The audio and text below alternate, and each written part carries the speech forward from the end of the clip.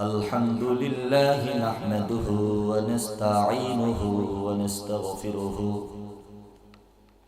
ونعوذ بالله من شرور أنفسنا ومن سيئات أعمالنا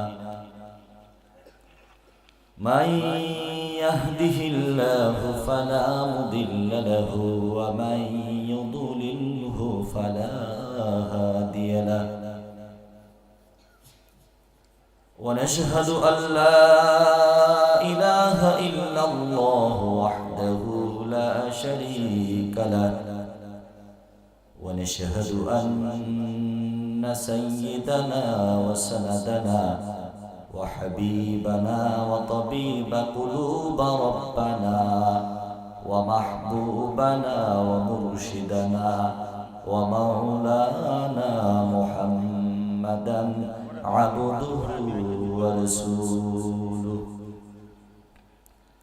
الذي أرسله بالحق بشيرا ونذيرا وداعيا إلى الله بإذنه وسراجا وقمرا منيرا فأعوذ بالله من الشيطان الرجيم بسم الله الرحمن الرحيم يا أيها الذين آمنوا توبوا إلى الله توبة نصوحا عسى ربكم أن يكفر عنكم سيئاتكم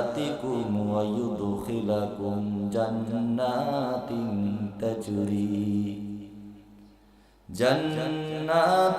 تجري من تحتها الأنهار وقال رسول الله صلى الله عليه وسلم كل بني آدم خطاؤون وخير الخطائين التوابون وقال تعالى في شان حبيبه ومحبوبه آمرا ومخبرا إن الله وملائكته يصلون على النبي يا أيها الذين آمنوا صلوا عليه وسلموا تسليما شكرا آواز دبل اللهم صل على محمد وعلى آل محمد كما صليت على إبراهيم وعلى آل إبراهيم إنك حميد مجيد اللهم بارك على محمد وعلى آل محمد كما باركت على إبراهيم وعلى آل إبراهيم إنك حميد مجيد الحمد لله ফুলতলা উত্তরপাড়া জামে মসজিদ ও যুব সমাজের উদ্যোগে আয়োজিত বার্ষিক ইসলামী মহাসম্মেলনের শিরে তাজ সভাপতি স্টেজে উপস্থিত বিধাত উপস্থাপক এবং হযরতে উলামায়ে কেরাম আমার সম্মুখ প্রাণে উপস্থিত রয়েছেন আমার পিতৃতুল্য বাবাজানেরা আমার হৃদয়ের স্পন্দন আমার প্রিয় যুবক ভাই ও বন্ধুগণ পর্দার অন্তরালে উপস্থিত রয়েছেন আমার প্রিয় মায়েরা সর্বপ্রথম আমরা আল্লাহ পাক রব্বুল আলামিনের দরবারে আলিশানি লাখ কোটি শুকরিয়া জ্ঞাপন করছি যেই বর্বরতার জামানা যেই জাহেলিয়াতের জামানা যেই মূর্খতার জমানা, পৃথিবীর সর্ব শেষ জমানা, রাসূল আকরাম সাল্লাল্লাহু আলাইহি ওয়াসাল্লামের আগমনের কিছুদিনের পূর্বে যেই জামানা ছিল, আইয়ামে জাহিলিয়াতকেও ছাড়িয়ে গিয়েছে প্রায়। যেই জামানায় মানুষেরা পুরুষ পুরুষের সাথে জেনা করে, যেই জামানার মানুষেরা মহিলা মহিলার সাথে জেনা করে, যেই জামানায় মানুষ তার মায়ের পেটের সন্তানকে বিভিন্ন রকম মেডিসিনের মাধ্যমে ধ্বংস করে দেয়, যে জামানায় মানুষ বিপিএল নামক জোয়া খেলার মধ্যে, বিপিএল নামক সমুদ্রের মধ্যে হাবুডুবু খেয়ে যুবক তার স্ত্রীকে পর্যন্ত তালাক দিয়ে দিচ্ছে, এমন জাহিলিয়াতের জামানায়, বর্বরতের জামানায়, যেই জামানায় আমরা টাকা দিয়ে এনে আমাদের মাথার গামের রক্তের টাকা দিয়ে আমরা বিদেশি নর্তকী এনে বাংলাদেশে নাচাই, এমন জাহিলিয়াতের জামানায় আল্লাহ পাক আমাদেরকে পৃথিবীর মোহের কপালে লাথি মেরে, সমস্ত অপশক্তির কপালে লাথি মেরে আল্লাহ পাক আমাদেরকে জান্নাতের বাগানে আসার বসার তৌফিক দান করেছেন। আল্লাহ পাক আমাদের উপর যত বড় ইহসান করেছেন, করুণা করেছেন, তত বড় করে শরীরের সমস্ত আওয়াজকে কণ্ঠনালীর মধ্যে এনে গভীর রজনীতে আমাদের চোখের ঘুমকে হারাম করে দিয়ে আওয়াজ দিয়ে গুনাহ মাপের আশায়, মাগফিরাত লাভের আশায় আওয়াজ দিয়ে বলছি আলহামদুলিল্লাহ। আমার ভাইরা, আমার বন্ধুরা, রাত অনেক হয়ে গেছে, এখন ওয়াজ করার সময় না, এখন কাদার সময়। কিসের সময়? কিসের সময়? গভীর রজনী। এটা কিসের সময়? কোরআনের কথা শুনে, কোরআনের তাফসীর শুনে যদি আপনাদের চোখের জল আসে, আপনাদের কোনো আপত্তি থাকবে বাবা? কোনো আপত্তি থাকবে? একদিনের ক্রন্দন 60 বছরের জীবনের চাইতে বেশি উত্তম। আওয়াজ দিয়ে বলুন সুবহানাল্লাহ। আপনারা গভীর রজনীতে 2 ফোঁটা চোখের জল ছেড়ে আল্লাহর কাছে তওবা করার নিয়তে কে কে এখনো বসে আছেন আমাকে 2 হাত তুলে দেখান। নারায়ে তাকবীর, নারায়ে তাকবীর। আমার ভাইরা, আমার বন্ধুরা, গভীর রজনীর আলোচনা। আজকে আমাদের আলোচ্য বিষয় তওবা। আলোচ্য বিষয় কি? আত-তাওবাতু, এই শাব্দিক অর্থ হচ্ছে ফিরে আসা। আত-তাওবাতু এর শাব্দিক অর্থ কি? কোন জায়গা থেকে ফিরে আসা? বাথরুম থেকে ঘরে, মসজিদ থেকে বাড়িতে? তাওবা এর পারিভাষিক সংজ্ঞা হচ্ছে পৃথিবীর সমস্ত গুনাহের কপালে ফুটবলের মতো লাথি দিয়ে আল্লাহর ভয়ে আল্লাহর নবী যা এনেছে, মা আতাকুমুর রাসূল ফাখুযু ওয়া মা নাহাকুম আনহু ফান্তাহু, রাসূল যা এনেছেন আমার পক্ষে হোক আমার বিপক্ষে হোক আমাকে ধরতে হবে। রাসূল যা এনেছে আমার পক্ষে হোক আমার বিপক্ষে হোক তা ছেড়ে দিতে হবে। আমার ভাইরা, আমি আপনাদেরকে সূরা তাহরিমের 8 নম্বর আয়াত তেলাওয়াত করেছি। আল্লাহ পাক এই আয়াতটা তওবা সম্পর্কে নাজিল করেছেন। কি সম্পর্কে? তওবা এর শাব্দিক অর্থ হচ্ছে ফিরে আসা। কোন জায়গা থেকে ফিরে আসা? গুনাহ থেকে আল্লাহর ভয়ে, জাহান্নামের ভয়ে জান্নাতের পথে ফিরে আসা। বলুন কথা ঠিক কিনা? আমার ভাইরা, আমার বন্ধুরা, আল্লাহ পাক রব্বুল আলামিন বলেন, ইয়া আইয়ুহাল্লাযীনা আমানু তুবু ইলাল্লাহি তাওবাতান নাসুহা আসা রাব্বুকুম আন ইউকাফিরা আনকুম সাইয়্যাতিকুম ওয়া ইউদখিলাকুম জান্নাতিন তাজরি মিন তাহতিহাল আনহার। আওয়াজ দিয়ে বলুন সুবহানাল্লাহ। আল্লাহ বলেন, বান্দা কবিরা সগীরা জাহির বাতিল প্রকাশ্য অপ্রকাশ্যে, আধারে আলোতে, দিবাতে নিশিতে, সকালে বিকালে, সন্ধ্যায় রজনীতে, কুফরি বেদাতি শিরকি গুনাহ পর্যন্ত করে তুমি ফেলেছো। তোমার জীবনকে তুমি বরবাদ করে দিয়েছো বান্দা। আমি তোমাকে বলবো না আমার রহমান থেকে নৈরাশ হয়ে যাও, বরং আমি বলি আমার দিকে তওবা করো। তুবু ইলাল্লাহি তাওবাতান নাসুহা। যদি কুফরি করে থাকো প্রথমে ঈমান আনতে হবে, ঈমান আনার পরে যদি তওবা করো আমি তোমার জীবনের সব গুনাহ মাফ করে দিব। আওয়াজ দিয়ে বলুন সুবহানাল্লাহ। আসা রাব্বুকুম আইয়ুকাফিরু আনকুম সাইয়্যাতিকুম। আমি তোমাদের সব গুনাহ ক্ষমা করে দিব। যত গুনাহ তুমি করেছো, এমন গুনাহ তুমি করে ফেলেছো, 9 বছরের বাচ্চার সাথে তুমি দর্শন করে ফেলেছো, স্ত্রী তোমাকে ঘৃণা করে, সন্তান তোমাকে ঘৃণা করে, সমাজ তোমাকে ঘৃণা করে, তুমি কোনোদিন মসজিদের ইমাম হতে পারবে না, কোনোদিন মসজিদের সভাপতি হতে পারবে না। আমি আল্লাহ পাক রব্বুল আলামিন তওবা করার কারণে তোমার গুনাহগুলো মাফ করে দিয়ে জান্নাতের আমির বানাই দেব। আওয়াজ দিয়ে বলুন সুবহানাল্লাহ। আমার ভাইরা, আমার বন্ধুরা, দুনিয়ার মাপের একটা সিস্টেম আছে। মানুষ যদি দুনিয়াতে কোনো অপরাধ করে শুধু তাকে মাফ করে দেওয়া হয়, কিন্তু কোনো পুরস্কারের ব্যবস্থা করা হয় না। মানুষ 9 বছরের বাচ্চাটাকে হত্যা করেছে, হত্যার পূর্বে তাকে ধর্ষণ করেছে, রাষ্ট্রপক্ষের আইনজীবী বলে দিল 302 ধারা মোতাবেক তোমাকে ফাঁসির আসামি করা হলো। প্রেসিডেন্টের কাছে আবেদন করা হলো, মাননীয় প্রেসিডেন্ট আপনার কাছে জান ভিক্ষা চাই, একটা সুযোগ দেন। আপনারা বুঝে থাকলে বলুন, প্রেসিডেন্ট তাকে শুধু জান ভিক্ষার সুযোগ দিবে, কিন্তু প্রেসিডেন্ট তাকে জেলখানা থেকে ছেড়ে দিবে না। আওয়াজ দিয়ে বলুন কথা ঠিক কিনা।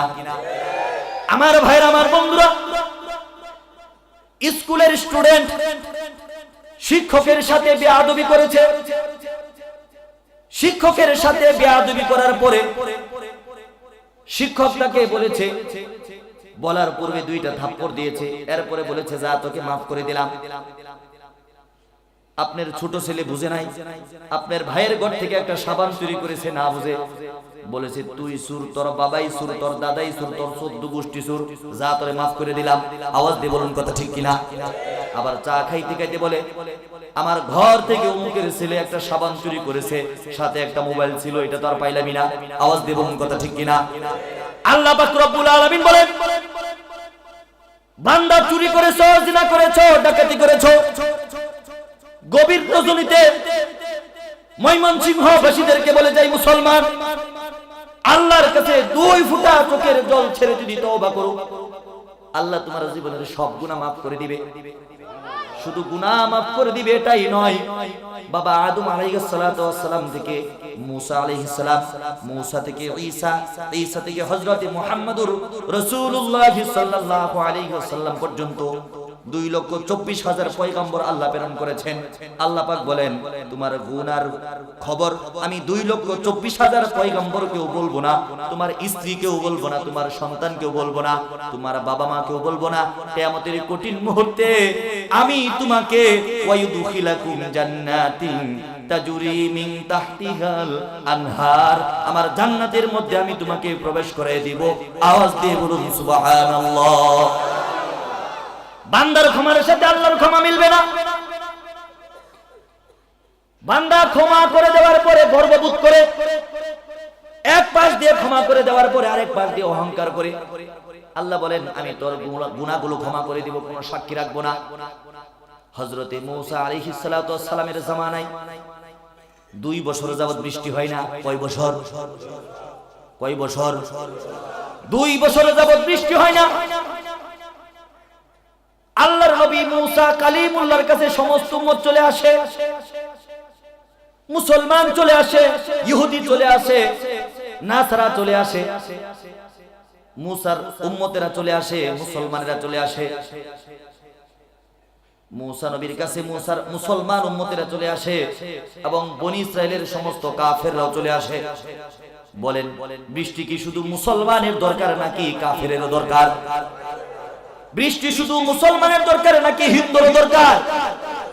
যেই সমস্ত নাস্তিকরা বাংলাদেশের পেঁয়াজ খেয়ে, বাংলাদেশের লবণ খেয়ে, বাংলাদেশের কৃষকের বাবার ধান খেয়ে, বাংলাদেশের মধ্যে প্রস্রাব করে, বাংলাদেশের মধ্যে পায়খানা করে বিশ্ব নবীর বিরুদ্ধে স্লোগান তোলে, আল্লাহ পাকের বিরুদ্ধে স্লোগান তোলে, বৃষ্টি নাকি ওদেরও দরকার না, শুধু আমাদেরও দরকার। সকল উম্মতের বৃষ্টি দরকার। মুসা আলাইহিস সালাতু ওয়াস সালামের কাছে সমস্ত উম্মত চলে আসে। আসার পরে বলে আল্লাহর পয়গম্বর খলিলুল কদর পয়গম্বর মুসা আল্লাহর কাছে দোয়া করুন বৃষ্টি যেন আসে। মুসা বলেন শোনো, বৃষ্টি আসবে কিন্তু আমাদেরকে আল্লাহর মাঠের গিয়া ময়দানের মধ্যে গিয়ে আমাদেরকে 2 রাকাত সালাতুল ইস্তিসকা বৃষ্টির নামাজ আদায় করতে হবে। কিসের নামাজ আদায় করতে হবে? 2 রাকাত বৃষ্টির নামাজ আদায় করে আমরা 2 হাত আকাশের দিকে তুলে আল্লাহর কাছে বৃষ্টির জন্য ক্ষমা প্রার্থনা করব। আল্লাহ, আমি যদি সত্য নবী হয়ে থাকি অবশ্যই অবশ্যই বৃষ্টি নাজিল করবেন। ওয়ালা কাদ আনজালনা মিনাস সামাই রিজকা, আওয়াজ দিয়ে বলুন সুবহানাল্লাহ। আল্লাহ বলেন আমি আকাশ থেকে রিজিক ফেলাই। রিজকা আই মাতারা, রিজিকের অর্থ হচ্ছে বৃষ্টি। বৃষ্টির মাধ্যমেই আমাদের বাংলাদেশের পেঁয়াজ আর রসুন আর ধান আর পাট উৎপাদন হয়। আওয়াজ দিয়ে বলুন কথা ঠিক কিনা? যদি 2 বছর বাংলাদেশে বৃষ্টি না হয়, পেঁয়াজ 300 টাকা কেজি হবে তো দূরের কথা, পেঁয়াজের চুষা 40 ফুট মাটি খুঁড়লে পাওয়া যাবে না। আওয়াজ দিয়ে বলুন কথা ঠিক কিনা? আমার ভাইরা, আমার বন্ধুরা, মুসা আলাইহিস সালাতু ওয়াস সালাম ঘোষণা করে দিলেন আমার সাথে চলো মাঠে। লক্ষ লক্ষ উম্মত, মুসলমান উম্মত এবং বনি ইসরাইলের সবচাইতে যাদেরকে তেরা বলা হয় এরাও একসাথে হয়েছে। মুসা বৃষ্টি লাগবো, কি লাগবো? বৃষ্টির প্রয়োজন। প্রথম দিন নামাজ পড়ার পরে মুসা আলাইহিস সালাতু ওয়াস সালাম আসমান পানে আধা ঘন্টা ক্রন্দন করে, প্রভু আমি যদি সত্য নবী হয়ে থাকি, তুমি যদি আমার মালিক হয়ে থাকো, বৃষ্টি দান করো, উম্মতের বৃষ্টির প্রয়োজন। বৃষ্টি আসে না। ওদিক দিয়ে ফেরাউনের মাথা নষ্ট। ফেরাউন কো শয়তান, তুই যে আমাকে বললি আনা রাব্বুকুমুল আলা, আমি সবচেয়ে বড় প্রভু, আমি সবচেয়ে বড় খোদা, বৃষ্টি যদি না দিতে পারি আমার খোদাই ঠিক থাকে না। শয়তান বলে ফেরাউন তুই টেনশন করিস না, আমি তোকে খোদা বানাইছি, আমি তোকে বৃষ্টিও দিব। বলেন নাউজুবিল্লাহ। ফেরাউন ঘোষণা করে দিল তোমরা মুসার কাছ থেকে চলে আসো। মুসা ক্রন্দন করেছে, মুসার আল্লাহ বৃষ্টি দেয় নাই, আমি তো আনা রাব্বুকুমুল আলা, আমি বড় আল্লাহ, আমি তোমাদেরকে বৃষ্টি দেব। বলেন আমাদের দেশের মানুষের অবস্থা কি? যেখানে জিলাপি ওখানেই লাইন। বলেন কথা ঠিক কিনা? আজকে বাংলাদেশের মুসলমান যাকাতের লুঙ্গি আর যাকাতের কম্বল আর যাকাতের কাপড় নেওয়ার জন্য পায়ের নিচে বৃষ্টি হয়ে মানুষ মরে। আওয়াজ দিয়ে বলুন কথা ঠিক কিনা? গত কয়েক বছর আগে চট্টগ্রামের মধ্যে আমরা দেখেছি লিল্লাহের দাওয়াত খাওয়ার জন্য মুসলমান পায়ের নিচে পিষ্ট হয়ে প্রায় 10 জনের মতো ইন্তেকাল করেছে। আওয়াজ দিয়ে বলুন কথা ঠিক কিনা? যেই দেশের মুসলমানেরা যাকাতের কাপড় নেওয়ার জন্য, যাকাতের লুঙ্গি নেওয়ার জন্য, যাকাতের শাড়ি নেওয়ার জন্য কিংবা লিল্লাহর দাওয়াত খাওয়ার জন্য নিজের জীবন মানুষের পায়ের নিচে দিতে পারে, ওই দেশের মুসলমানের ইজ্জতের অবস্থা ফুটবলের চাইতে বেশি ভালো হওয়ার কথা নয়। আওয়াজ দিয়ে বলুন কথা ঠিক কিনা? আমার ভাইরা, আমার বন্ধুরা, ফেরাউন ঘোষণা করে দিল আনা রাব্বুকুমুল আলা, আমি বড় প্রভু, আমার কাছে তোমরা চলে আসো। মুসার আবার সমস্ত উম্মতেরা কাফেরেরা ফেরাউনের কাছে এসে বলো খুদা আপনি কি করেন? খুদাই কো ফেরাউন তো আমি মাত্র বাথরুম করতেছি, বাথরুম। বলেন কেমন খুদা আবার বাথরুমও করে? বলেন কথা ঠিক কিনা? আমি তো এমন খুদা, আমি তো এমন প্রভু ফেরাউন, তুই বাথরুম করস আর আমি মাঝে মধ্যে তোর ঘাড় ধইরা তোরে বাথরুম খাওয়াই দিও পারি। আওয়াজ দিয়ে বলুন কথা ঠিক কিনা? আমার ভাইরা, আমার বন্ধুরা, শয়তানের সাথে কথা হয়ে গেল। বৃষ্টি হবে আগামীকাল সকাল 10টায়, মুসার মুনাজাত 10টায়। বৃষ্টি শুরু হয়ে গেল হাঁটু পর্যন্ত, সমস্ত মিশরের মধ্যে পানি হয়ে গেল, সব মানুষ খুশি। মুসা আলাইহিস সালাতু ওয়াস সালাম বলে আল্লাহ যেই জায়গায় দোয়া হইতেছিল ওই জায়গায় বৃষ্টি হয় নাই, কারণ ওই শয়তানের বৃষ্টি মুসার উপর পড়বে না, কারণ আল্লাহর নবী মুসার একটা ইজ্জত আছে নাকি নাই? নবীরা যেখানেই থাকেন হেফাজত করেন কে? কুরআন যেখানেই থাকুক হেফাজত করবেন কে? মসজিদে থাকলে কে হেফাজত করবে? জাহাজে থাকলে কে হেফাজত করবে? মুসা নবীর হেফাজত করে দিলেন আল্লাহ। সমস্ত উম্মতেরা খুশি, কাফেরেরা খুশি। ফেরাউন বৃষ্টি দিয়েছে, 10টাই হলো বৃষ্টি, 12টাই দুর্গন্ধ শুরু। বিকাল 4টার সময় গাছপালা সব মরে ছারখার, যাও দুই একটা ছিল।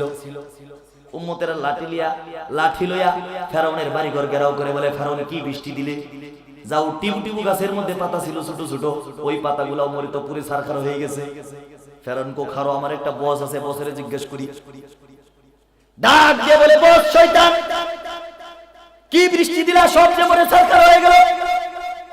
শয়তান এসে বলে, ফেরাউন তুমি যত নম্বর খোদা, তোমার বৃষ্টিও তত নম্বর। কারণ কি, আমি কি করেছি? তুমি কি করেছো জানো না? তোমার ক্ষমতা কায়েম করার জন্য ইউযাবিহুনা আবনাআকুম ওয়া ইস্তাহয়ুনা নিসাআকুম ওয়া ফি যালিকুম বালাউম মির রাব্বিকুম আযীম। আওয়াজ দিয়ে বলুন সুবহানাল্লাহ। তোমার ক্ষমতা টিকিয়ে রাখার জন্য 50,000-এর চাইতেও বেশি নবজাতক সদ্যমাত্র ভূমিষ্ঠ ছেলেদেরকে তুমি জবাই করে দিয়েছো, মহিলাদেরকে ছেড়ে দিয়েছো। ফেরাউন শয়তানকে ডাক দিয়ে বলে, কি বৃষ্টি দিলা? সব পরে ছারখার। তুই যত নম্বর খোদা, তোর বৃষ্টিও তত নম্বর। আওয়াজ দিয়ে বলুন কথা ঠিক কিনা? বৃষ্টি হইলো, এটা কোন বৃষ্টি কো বুঝো না? লক্ষ লক্ষ কোটি কোটি শয়তানের সব চেলা ফেলা। আমরা আকাশের মধ্যে উঠছি, পায়জামার চেইনটা খুলে জমিনের মধ্যে ছেড়ে দিয়েছি। আওয়াজ দিয়ে বলুন নাউযুবিল্লাহ। যেরকম খোদা বৃষ্টিও, খোদা যেরকম বৃষ্টিও। একদিন মুসা আলাইহিস সালাতু ওয়াস সালাম 5 লক্ষ উম্মত নিয়ে সালাতুল ইস্তিসকা আদায় করার পরে আল্লাহর কাছে ক্রন্দন করেছে আধা ঘন্টা। কয় ঘন্টা? পরের দিন 1 ঘন্টা, পরের দিন 2 ঘন্টা ক্রন্দন করার পরে জলিলুল কদর পয়গম্বর মুসা আলাইহিস সালাম আকাশের দিকে 2 হাত তুলে বলেন, প্রভু আমি কি তোমার নবী নয়? তুমি কি আমার প্রভু নয়? যদি তুমি বৃষ্টি না দাও, আমার মুসার ইজ্জতের উপর আঘাত হানবে। এই কাফেরেরা মনে করবে আমি মনে হয় তোমার নবী নয়। প্রভু গো, আমার নবুয়তের কসম করে বলি, তোমার ইজ্জতের কসম করে বলি, তুমি আমাকে বৃষ্টি দান করো, আমার ইজ্জত রক্ষা করো। আল্লাহ পাক রব্বুল আলামিন জিবরাইলকে পাঠিয়ে দিলেন। জিবরাইলকে পাঠিয়ে জিবরাইল মুসা আলাইহিস সালাতু ওয়াস সালামের কানে কানে এসে বলেন, মুসা তুমি 5 লক্ষ উম্মত নিয়ে হাত তুলেছো, এখানে একজন উম্মত আছে যে উম্মত 40 বছর যাবত কবিরা সগীরা জাহিরি বাতিরি প্রকাশে অনুপ্রকাশে আধারে আলোতে দিবাতে নিশিতে সকালে বিকালে সন্ধ্যায় রজনীতে কুফরি বিদআতি শিরকি সব গুনাহ করে ফেলেছে। নিত্যদিন জিনা করে, নিত্যদিন মদ পান করে। আল্লাহ পাক রব্বুল আলামিন বলেছে, মুসা যতক্ষণ পর্যন্ত এই নাখাস্তা গুনাহগার এই মাঠ থেকে না চলে যাবে, ততক্ষণ পর্যন্ত আল্লাহ বৃষ্টি দিবে না। আওয়াজ দিয়ে বলুন সুবহানাল্লাহ। জলিলুল কদর পয়গম্বর মুসা আলাইহিস সালাতু ওয়াস সালামের শরীরের মধ্যে রাগ উঠে গেল। কোন বিয়াদব 40 বছর যাবত আল্লাহর সাথে নাফরমানি করছো? জলিলুল কদর পয়গম্বর মুসা আলাইহিস সালাতু ওয়াস সালাম পাহাড়ের উপর উঠে ডাক দিয়ে বলেন, আমার উম্মতেরা কে আছো? 40 বছর যাবত আল্লাহর সাথে বিয়াদবি করো, জিনা করো, মদ পান করো, শরাব পান করো, মেয়েদেরকে দর্শন করো, খুন করো, হত্যা করো, গুম করো, রাহজানি করো, এত গুনাহগার হয়েছো। তোমার কারণে আমি আল্লাহর নবী হওয়ার পরে 3 দিন নামাজ পড়ি, এখনো বৃষ্টি আসে নাই, জলদি আমার সামনে আসো। বলেন তো ওই যুবক যদি মুসা আলাইহিস সালাতু ওয়াস সালামের সামনে আসে আর মুসা আলাইহিস সালাতু ওয়াস সালাম যদি একটা থাপ্পড় দেয়, ওর জীবন কি ঠিক থাকবে নাকি? আপনারা জানেন একটা লোককে একটা থাপ্পড় দিয়েছিল, সাথে সাথে ইন্তেকাল করেছিল কিনা? আল্লাহর নবী বলেন, একজন নবীকে ততক্ষণ পর্যন্ত নবুয়ত দান করা হয় না যতক্ষণ ওই নবীর শরীরের মধ্যে 40 জন যুবকের শক্তি না থাকে। আওয়াজ দিয়ে বলুন সুবহানাল্লাহ। 40 জন যুবকের শক্তি থাকতে হবে। মুফাসসিরিনে কেরাম বলেন 40 জন যুবকের শক্তি কেমন? আন্ডার টাইগার জন সিনা, মোহাম্মদ আলী কেলের মতো যুবকের শক্তি নয়। জান্নাতি 40 জনের যুবকের শক্তি থাকতে হবে। আর জান্নাতের একজন যুবকের শক্তি হচ্ছে এই দুনিয়ার 4000 যুবকের শক্তি সমান। আওয়াজ দিয়ে বলুন সুবহানাল্লাহ। আমার ভাইরা, আমার বন্ধুরা, সমস্ত মানুষ আকাশের দিকে তাকায়, জমিনের দিকে তাকায়, একজন আরেকজনের চেহারার দিকে তাকায়। কে এমন বেয়াদব 40 বছর যাবত আল্লাহর নাফরমানি করে? আর যেই বান্দা 40 বছর যাবত আল্লাহর নাফরমানি করে, তার মাথা কি এখন ঠিক আছে নাকি নষ্ট হয়ে গেছে? সে চিন্তা ভাবনা করে দেখে, বলে প্রভু 40 বছর যাবত গুনাহ করি, 15 বছর যাবত থেকে গুনাহ শুরু করেছি, আমার মোট বয়স 55 বছর। এখন জলিলুল কদর পয়গম্বর মুসা আলাইহিস সালাতু ওয়াস সালাম যদি সাক্ষী হয়ে যায়, 5 লক্ষ উম্মত যদি সাক্ষী হয়ে যায়, আমি বাজারে যেতে পারবো না, আমি শহরে যেতে পারবো না, আমি মার্কেট করতে পারবো না, আমি স্ত্রীদের কাছে যেতে পারবো না, আমি সন্তানদের কাছে যেতে পারবো না, সামাজিকভাবে আমাকে কোনো মূল্যায়ন করা হবে না, আমার জীবন থাকার চাইতে না থাকাই ভালো। আওয়াজ দিয়ে বলুন কথা ঠিক কিনা? এখন ওই যুবক আকাশের দিকে তাকিয়ে তাকিয়ে ক্রন্দন করে, 2 হাত আকাশের দিকে তাকানো তোলা সম্ভব নয়। যদি 2 হাত আকাশের দিকে তোলা হয়, যুবকের ইজ্জত নষ্ট হবে, মানুষ বুঝবে এটাই গুনাহগার। আওয়াজ দিয়ে বলুন কথা ঠিক কিনা? যদি সেজদায় পড়ে যায়, মানুষে বুঝবে এই ব্যক্তি গুনাহগার। এই যুবক আকাশের দিকে হাত তুলে না, জমিনের দিকে সেজদাও করে না, জিহ্বাটার মধ্যে কামড় দিয়া আল্লাহ আল্লাহ জিকির করতে করতে বলে, আল্লাহ গো 55 বছর যাবত আমি গুনাহ করি, 40 বছর যাবত আমি নাফরমানি করি, প্রভু আমার নাফরমানির দিকে না তাকাইয়া, আমার ইজ্জতের দিকে তাকাইয়া, আমার সম্মানের দিকে তাকাইয়া, আমি তোমার গোলাম 40 বছর বুঝি নাই, এখন বুঝতে পেরেছি প্রভু, আমি তোমার কাছে তওবা করেছি। তুবু ইলাল্লাহি তাওবাতান নাসুহা, খালিস তওবা করতেছি প্রভু, আমি চোখের জল ছেড়ে দিলাম, আমার কলিজাটা ফেটে যাচ্ছে, আমাকে তুমি বেইজ্জতি করো না, মুসার সামনে বেইজ্জতি করো না, 5 লক্ষ উম্মতের সামনে বেইজ্জতি করো না, আমাকে তুমি ক্ষমা করে দাও। সাথে সাথে আসমান থেকে বৃষ্টি পড়ে যায়। আওয়াজ দিয়ে বলুন সুবহানাল্লাহ। জালিলুল কদর পয়গম্বর মুসা তার প্রভুকে ডেকে ডেকে বলেন আল্লাহ, সকলে বলেন আল্লাহ, আরেকবার আওয়াজ দিয়ে মোহাব্বত করে বলেন আল্লাহ। 3 দিন যাবত নামাজ পড়লাম, বৃষ্টি তুমি দিলা না, তুমি বললা গুনাহগার আছে। এমন কি ঘটনা ঘটলো, আমি আকাশের দিকে তাকিয়ে দেখলাম, আমি পাহাড়ের উপর বসে দেখলাম একটা মানুষও এই দল থেকে বের হয়ে যায় নাই। প্রভু তাহলে এই গুনাহগারের কি অবস্থা হলো? আল্লাহ পাক জিবরাইলকে আবার মুসা আলাইহিস সালাতু ওয়াস সালামের উপর পাঠিয়ে দিয়ে বলেন, মুসা আল্লাহ ঘোষণা করেছে ফাস্তাগফিরু রাব্বাকুম ইন্নাহু কানা গফফারা। আওয়াজ দিয়ে বলুন সুবহানাল্লাহ। আল্লাহ বলেছেন কোন বান্দা যখন তওবা করে, আর সেই তওবাটা যদি তওবাতুন নাসুহা হয়, খালেস তওবা হয়, শুধু তার গুনাহ মাফ করে দিবে না, জান্নাতিন তাজরি মিন তাহতিহাল আনহার ওয়াসারিউ ইলা মাগফিরাতিন মির রাব্বিকুম ওয়া জান্নাতিন আরদুহাস সামাওয়াতু ওয়াল আরদু উইদ্দাতু লিল মুত্তাকিন। এই দুনিয়ার চাইতে 10 দুনিয়ার সমান একটা বড় জান্নাত দান করে দিবে। আওয়াজ দিয়ে বলুন সুবহানাল্লাহ। উম্মতের গুনাহ বদরে আল্লাহ তাআলা নেক দান করে দিলেন, উম্মতকে ক্ষমা করে দিলেন। আওয়াজ দিয়ে বলুন সুবহানাল্লাহ। মুসা আলাইহিস সালাতু ওয়াস সালামের মনের কল্পনা আরো বেড়ে গেল। মুসা আলাইহিস সালাতু ওয়াস সালাম বলেন, প্রভু এমন কি কাজ করেছে তুমি তাকে ক্ষমা করে দিয়েছো? আমি লোকটাকে শুধু একবার দেখতে চাই। কয়বার? কয়বার? আল্লাহ বলেন, মুসা আমি যাকে ক্ষমা করে দিয়েছি তার সাথে যদি তোমাকে হয়তো কাউকে বলবা না, এই উম্মত যতদিন তোমার সামনে পড়বে ততদিন পর্যন্ত বেইজ্জতি হবে। আমি যাকে ক্ষমা করে দেই, হযরতে আদম আলাইহিস সালাতু ওয়াস সালাম থেকে নবী সরদারে দু আলম মুহাম্মদ সাল্লাল্লাহু আলাইহি ওয়াসাল্লাম নয়, পৃথিবীর কোনো মানুষের কাছেই তার গুনাহের কারণে আমি তাকে বেইজ্জতি করি না। আওয়াজ দিয়ে বলুন সুবহানাল্লাহ। ভাইরা আমার, বন্ধুরা আমার, মোট কথা হচ্ছে আল্লাহ পাক রব্বুল আলামিন বলেন, যখন তুমি তওবা করবে, তোমার তওবা আল্লাহ পাক কবুল করে নিবে এবং তোমাকে বেইজ্জতি করবে না।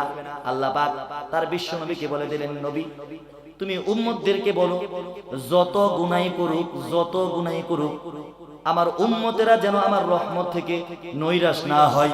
আওয়াজ দিয়ে বলুন সুবহানাল্লাহ। নবী আপনি বলে দেন, উল ইয়া ইবাদিয়াল্লাযীনা আসরাফু আলা আনফুসিহিম লা তাকনাতু মির রাহমাতিল্লাহ। আওয়াজ দিয়ে বলুন সুবহানাল্লাহ। জমিন থেকে আরশে আজিম পর্যন্ত গুনাহ করবে, এরপরে যখন আমার রহমত থেকে নৈরাশ না হবে, আমার কাছে তওবা করবে, আমি তার জীবনের সব গুনাহ খাতা মাফ করে দেব। আওয়াজ দিয়ে বলুন সুবহানাল্লাহ। আল্লাহর নবী বলে দিলেন, সাহাবীরা শোনো, তওবা করার জন্য তিনটা শর্ত।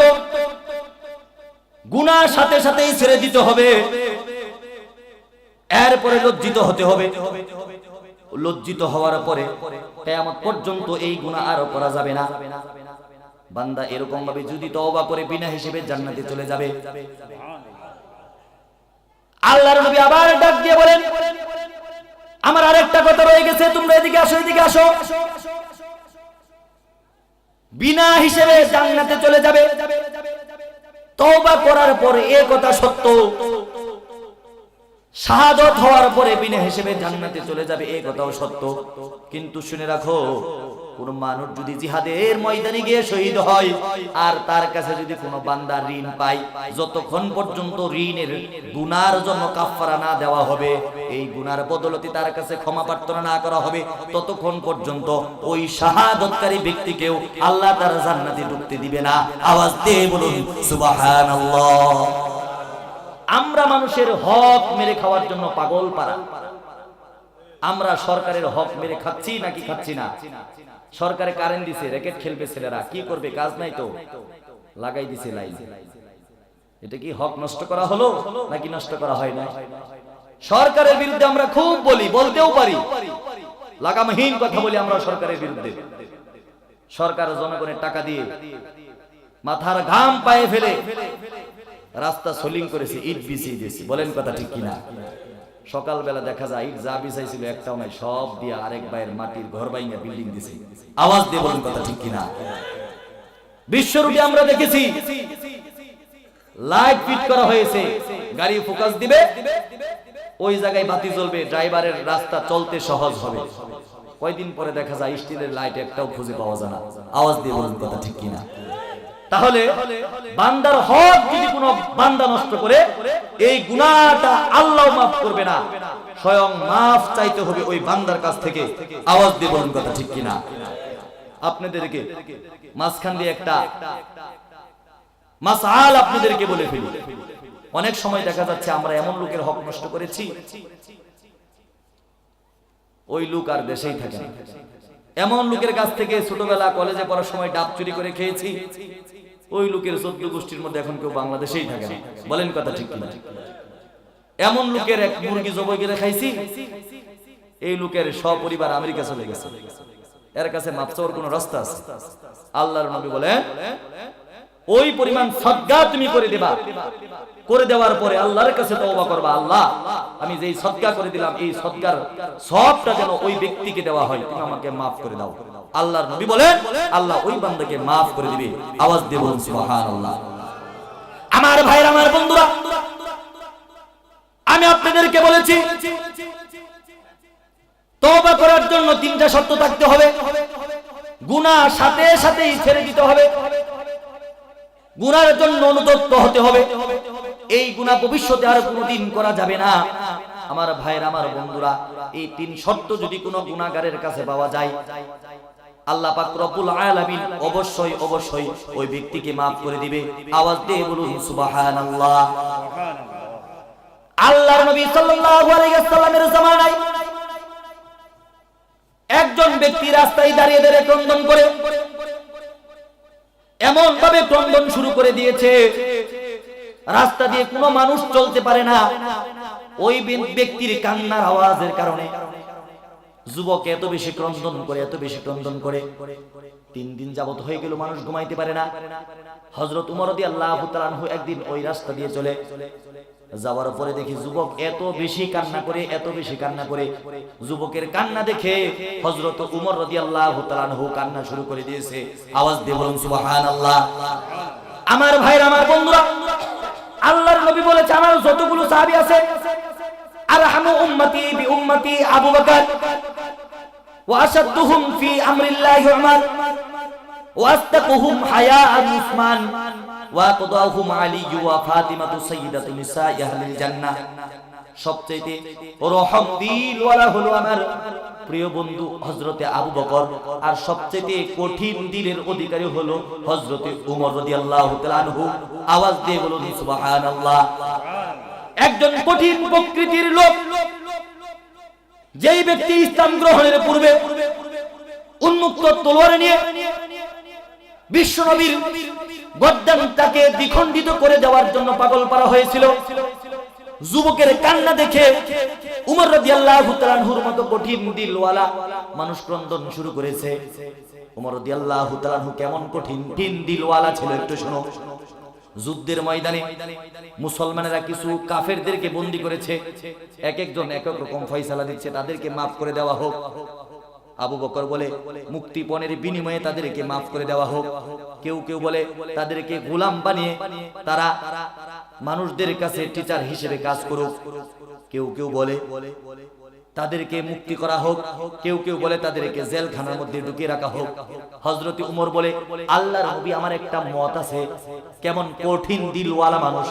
উনি বলতেছে আমার একটা অভিমত, আজকে যুদ্ধের ময়দানে যেই সমস্ত কাফেররা আমাদের হাতে বন্দী হয়েছে, আমি উমর চাই ওই সমস্ত কাফেরদের আত্মীয় আমাদের সাথে আত্মীয়তা আছে নাকি নাই, তারাও কুরাইশ বংশের, আমরাও কুরাইশ বংশের। আমি উমর চাইতেছি আল্লাহর নবী, যেই সমস্ত কাফেররা যুদ্ধের ময়দানে মুসলমানের হাতে বন্দী হয়েছে, আমরা চাই ওই সমস্ত কাফেরদেরকে, যার যার আত্মীয় আছে মুসলমান, নিজের আত্মীয়কে নিজে জবাই করে দিবে। আওয়াজ দিয়ে বলুন না সুবহানাল্লাহ।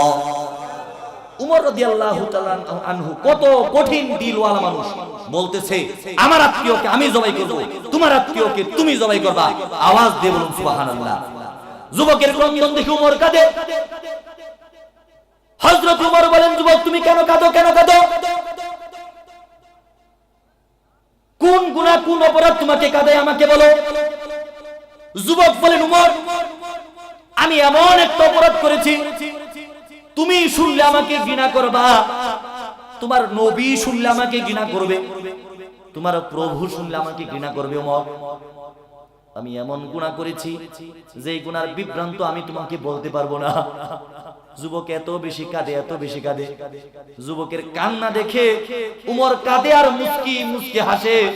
উমর বলে, যুবক তুমি জানো না আল্লাহর কাছে 2 ফোঁটা চোখের জলের দাম শাহাদাতের রক্তের চাইতে বেশি দামি। আওয়াজ দিয়ে বলুন সুবহানাল্লাহ। এই 2 ফোঁটা চোখের জল কোন 2 ফোঁটা চোখের জল? জাহান্নামের ভয়ে তাহাজ্জুদের নামাজের সময় মানুষকে সাক্ষী না রেখে গুনাহ থেকে মুক্তি লাভের আশায় সেজদার মধ্যে গিয়ে ক্রন্দন করে বলে, প্রভু গভীর রজনী হয়ে গেছে, পশু পাখি ঘুমিয়ে গেছে, স্ত্রী সন্তান ঘুমিয়ে গেছে। প্রভু আমি এক যুবতীর সাথে জিনা করেছিলাম, এক ভাইয়ের হক নষ্ট করেছিলাম, একজনকে থাপ্পড় দিয়েছিলাম। প্রভু নতুন বিয়ে করেছিলাম, স্ত্রীর পেটের মধ্যে একটা বাচ্চা ছিল, বুঝি নাই, ওষুধ দিয়ে নষ্ট করে দিয়েছি। জিনা করলাম মহিলা প্রভুর দরবারে ক্রন্দন করে, আল্লাহ জিনা করার পর আমার একটা হারামজাদা সন্তান হয়েছিল, আমি বুঝি নাই। সন্তানটাকে কাগজের মধ্যে পেঁচিয়ে সালার ব্যাগের মধ্যে ভরে সমুগঞ্জের ব্রিজের নিচে ফেলে আসলাম, যমুনা সেতুর নিচে ফেলে আসলাম, কিংবা যাত্রাবাড়ির ডাস্টবিনের নিচে ফেলে দিলাম। প্রভু গো আমি বুঝি নাই, তোমার কুদরতের পায়ে সেজদা দিয়ে বলি, আমার 2 ফোঁটা চোখের কারণে, চোখের জলের কারণে তুমি আমাকে maaf করে দাও। আল্লাহ পাক রব্বুল আলামিন বলেন, ওই 2 ফোঁটা চোখের জল আল্লাহর কাছে জিহাদের ময়দানে শাহাদাতের রক্তের চাইতে বেশি দামি। আওয়াজ দিয়ে বলো মুসলমান সুবহানাল্লাহ। আমার ভাই, আমার বন্ধুরা, আজকেও মুসলমানের চোখে জল দেখা যায় নাকি জল দেখা যায় না? দেখবেন মাঝে মধ্যে কম্বল গায়ে দিয়া কানের মধ্যে ইয়ারফোন লাগাইয়া যুবক কাঁদে কাঁদে, হঠাৎ করে দেখেন কান্নার আওয়াজ আসে, কম্বল টান দিয়ে দেখেন হাতের মধ্যে মোবাইল, কানের মধ্যে ইয়ারফোন। যুবক কেন কাঁদো? নাটক দেখি দোস্ত, এমন নাটক দেখি, এমন ভয়াবহ কার্টুন, এমন ভয়াবহ কাহিনী। নায়ক নায়িকার জন্য এই করছে, নায়িকা নায়কের জন্য ওই করছে, শেষ পর্যন্ত একদম ফুটবলের মতো শট খেয়ে মারা গেছে। এই জন্য কাঁদি। বলেন এই 2 ফোঁটা চোখের জল কি আল্লাহর কাছে প্রিয় নাকি? আমি বলি আল্লাহর ভয়ে যেই জল পড়ে সেটা আল্লাহর কাছে জান্নাতের চাইতে দামি। আর শয়তান দেখার পরে, টিভি দেখার পরে, ছবি দেখার পরে, নাটক দেখার পরে যেই 2 ফোঁটা জল আল্লাহর কাছে পড়ে, জমিনের মধ্যে পড়ে, আল্লাহ বলেন ওই চোখের জল আমার কাছে বান্দা তোর পায়খানার চাইতে নগণ্য। আওয়াজ দিয়ে বলুন নাউজুবিল্লাহ। আমার ভাই, আমার বন্ধুরা, যুবক ক্রন্দন শুরু করে দিয়েছে। হযরত উমর রাদিয়াল্লাহু তাআলা মুস্কি মুস্কি হেসে বলে, যুবক তুমি জানো না কান্নার দাম আল্লাহ পাকের কাছে সবচেয়ে বেশি দামি? যুবক তুমি জানো না একজন আল্লাহর বান্দা ছিল, তার নাম ছিল দাহিয়াতুল কালবি। নাম কি আপনারা কি জানেন? দাহিয়াতুল কালবি ব্যবসার মধ্যে গেলে, ব্যবসার মধ্যে যাওয়ার পর স্ত্রীকে বলে গেল, স্ত্রী আমি ব্যবসায় যাচ্ছি, তোমার পেটে একটা সন্তান আছে, যদি মেয়ে সন্তান হয় তাহলে তাকে তুমি হত্যা করে দিবা, জীবন্ত মাটির মধ্যে পুঁতে দিবা, আর যদি ছেলে সন্তান হয় তাহলে তাকে তুমি ইজ্জত সম্মানের সাথে আমার পরিচয় দিয়া লালন পালন করবা। আওয়াজ দিয়ে বলুন কথা ঠিক কিনা? এত লম্বা ঘটনা আমি বলতে পারবো না, আমি আপনাদেরকে কথাটাই বলতে চাই। উমর যুবককে বলতেছে, তুমি কি দাহিয়াতুল কলবির ঘটনা শুনেছো? দাহিয়াতুল কলবি ব্যবসা থেকে আসার পরে ধীরে ধীরে মা তার সন্তানটাকে, মেয়ে সন্তানটাকে বড় করে তোলে। সন্তান তার বয়স যখন 8 বছর হয়ে যায়, সন্তান যখন পৃথিবীর আলো চিনে, বাতাস চিনে, বাবা চিনে, মা চিনে, স্কুল চিনে, বই চিনে, খাতা চিনে, লাল সবুজের পার্থক্য চিনে, বাংলাদেশ আমেরিকার পার্থক্য চিনে, সন্তান যখন ঈমানের কুফরিয়াতের পার্থক্য চিনে, মাত্র সন্তানের বিবাহের প্রতি আসক্ত হয়, সন্তান মাত্র হাই স্কুলে যাবে এমন চিন্তা ভাবনা হয়। আওয়াজ দিয়ে বলুন কথা ঠিক কিনা? সন্তান যখন পৃথিবীর মায়া ভালোবাসা শিখতে জানে, এমন সময় স্ত্রী হঠাৎ করে স্বামীর বুকের মধ্যে জড়িয়ে ধরে বলে, আমার স্বামী 8 বছর ধরে বুকের মধ্যে একটা কষ্ট চাপা দিয়ে রেখেছি স্বামী, আজকে তোমাকে বলতে চাই আমার কষ্টের কথা, দুঃখের কথা। স্বামী স্ত্রীর কপালের মধ্যে চুম্বন করে বলে, আমার স্ত্রী বলো তুমি কি বলবা? স্ত্রী বলে, আমার প্রাণপ্রিয় স্বামী, তুমি যে আমাকে বলেছিলা আমার পেট থেকে সন্তান হলে, ছেলে হলে আমি ইজ্জত দিয়ে, সম্মান দিয়ে, তোমার আদর্শ দিয়ে বড় করে নেব, আর যদি মেয়ে সন্তান হয় আমাকে হত্যা করে দিতে হবে, মাটির নিচে পুঁতে দিতে হবে।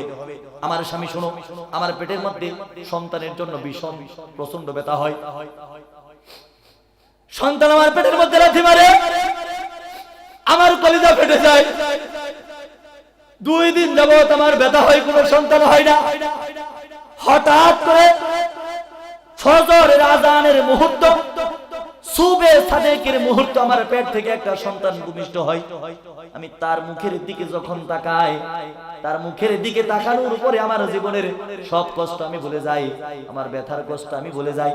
আমার স্বামী, আমি তোমাকে জড়িয়ে ধরে বলি, স্বামী একটা কথা শোনো, আমি সন্তানের চেহারা দেখার পরে তার প্রতি আমার এত মায়া বসে পড়ে, আমি যখন সন্তানের নিচের দিকে তাকাই তখন দেখি আমার সন্তান ছেলে সন্তান না, আমার ছেলে মেয়ে সন্তান। আওয়াজ দিয়ে বলুন সুবহানাল্লাহ। স্বামী গো, আজকে মেয়ে সন্তানটাকে আমি বড় করেছি লুকিয়ে রেখে রেখে, তুমি কিছুদিন যাবত বিদেশ থেকে আসলে স্বামী, তোমার কাছে আমার একটা অনুরোধ স্বামী, আমার মেয়েটাকে তুমি শুধু এক নজরে দেখো। স্বামীর শরীরের সমস্ত রক্ত মাথার মধ্যে উঠে পড়ে, দাহিয়াতুল কলবির মেজাজটা খারাপ হয়ে যায়। দাহিয়াতুল কলবি স্ত্রীর দিকে তাকিয়ে জিহ্বার মধ্যে কামড় দিয়ে, চোখ দিয়ে জল ছেড়ে দিছে রাগে। মানুষ মাঝে মধ্যে রাগেও কাঁদে, মানুষ মাঝে মধ্যে খুশিতেও কাঁদে। আওয়াজ দিয়ে বলুন কথা ঠিক কিনা? ছেলেটাকে কষ্ট করে রিকশা চালিয়ে এসএসসি পাস করিয়েছে, এইচএসসি পাস করিয়েছে, মাস্টার্স অনার্স কমপ্লিট করিয়েছে। হঠাৎ করে ছেলেটা এসে সংবাদ দেয়, বাবা আমার তো সেনাবাহিনীর বড় ধরনের চাকরি হয়েছে, বাবা আমার জন্য দোয়া করো। হঠাৎ করে রিকশাওয়ালা বাবা কাঁদতে কাঁদতে বলে, বাবারে কোনোদিন কল্পনা করি নাই তোর চাকরি হবে। বাবা ছেলের মুখের দিকে তাকিয়ে চোখের জল ছেড়ে দেয়। আওয়াজ দিয়ে বলুন কথা ঠিক কিনা? মানুষ সুখেও কাঁদে, দুঃখেও কাঁদে, আবার মাঝের মধ্যে রাগেও কাঁদে। স্বামী জোরে থাপ্পড় দিছি স্ত্রীরে, রাগ ঠেলা কিছু না পায়া মাথা ওয়ালের মধ্যে বাড়ি দিয়া চোখ দিয়ে পানি ছাড়ে কি ছাড়ে না? মুসলমান দায়িত্ব কালবি রাগান্বিত হয়ে চোখ দিয়ে জল ছেড়ে দিয়ে বলে, সমস্যা নাই, আমি তোমার সন্তান মেনে নিব, সন্তানকে নিয়ে আসো। পার্শ্ববর্তী বাড়ি থেকে সন্তানকে নিয়ে আসা হলো। 8 বছর মেয়েটা এসে বাবাকে সামনে পেয়ে বাবাকে আদবের সাথে বাবাকে বলে, আসসালামু আলাইকুম বাবা, আমি আপনার সন্তান। আপনি যতদিন ব্যবসার মধ্যে ছিলেন আমার মা আপনার জন্য দোয়া করেছে। আমি প্রত্যেক দিন আপনার জন্য আল্লাহর কাছে, প্রভুর কাছে, আমার মালিকের কাছে চোখের জল ছেড়ে দোয়া করেছি। প্রভু গো, আমি বলেছি তোমার কাছে যেন আমার বাবা ভালো থাকে। আওয়াজ দিয়ে বলুন সুবহানাল্লাহ।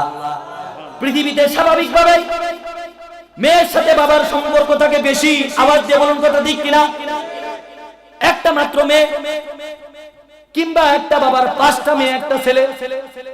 দেখা যায় সন্ধ্যাবেলা বাবা যখন রিক্সা চালিয়ে কিংবা রাজমিস্ত্রির কাজ করে ঘরে আসে, বাবা দোকানের সামনে দাঁড়িয়ে দাঁড়িয়ে চিন্তা করে, যদি কিছু বাড়িতে না নিতে পারি ছেলে তো কিছু বলবে না, কিন্তু ছোট মেয়েটা তো আমার কানে ধরবে। আওয়াজ দিয়ে বলুন কথা ঠিক কিনা?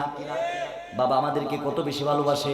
বাবা রাজমিস্ত্রি, বাবা দোকানের সামনে বসে বসে চিন্তা করে, আমার পকেটে টাকা নাই, দোকানের কাছে আগের অনেক বাকি টাকা আছে, যদি এখন বাকি চাই যদি না দেই। আওয়াজ দিয়ে বলুন কথা ঠিক কিনা? বাবা দোকানের সামনে 10 মিনিট দাঁড়িয়ে হঠাৎ করে দোকানিকে বলে ফেললো, দোকানি কাজ করেছি রাজমিস্ত্রি, কন্ট্রাক্টর 1 টাকাও দেয় নাই, দিবা নাকি একটা বিস্কিট বাকি? দোকানি বলে, নেও একটা বিস্কিট বাকি। বাবা গভীর নিঃশ্বাস ছেড়ে সন্তানের ভয় থেকে যেন মুক্তি পায়, সুন্দর বিস্কিটটা নিয়ে পকেটের মধ্যে রাখে, লুঙ্গির কুসের মধ্যে রাখে। ছেলে বাবাকে দেখে আস্তে করে মাথাটা নিচা করে ঘর থেকে বের হইয়া গরুর গলির মধ্যে পলাইছে। আওয়াজ দিয়ে বলুন কথা ঠিক কিনা? কারণ বাবা জিজ্ঞাসা করবো, সারাদিন কি করছস? গরুরে খের দিছস? গরুরে পানি দিছস? না, খের দেই নাই, পানি দেই নাই। কি করছস? ফুটবল খেলতে গেছিলাম। আওয়াজ দিয়ে বলুন কথা ঠিক কিনা?